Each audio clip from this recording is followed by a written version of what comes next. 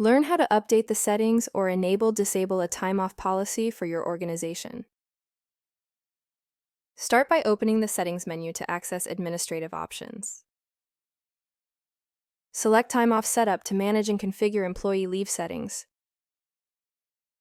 Choose Time Off Policies to view or update organizational leave policies.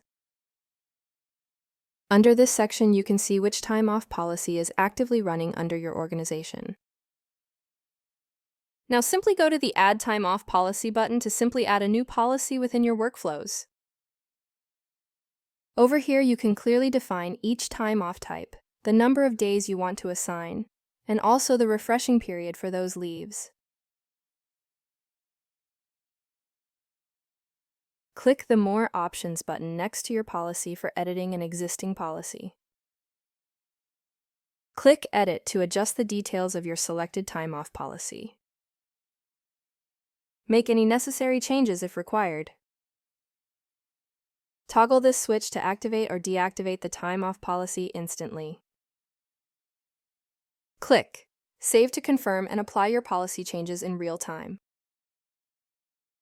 That's how you easily create new policies, edit, enable, or disable existing ones based on your needs to keep your organizational workflows going smoothly.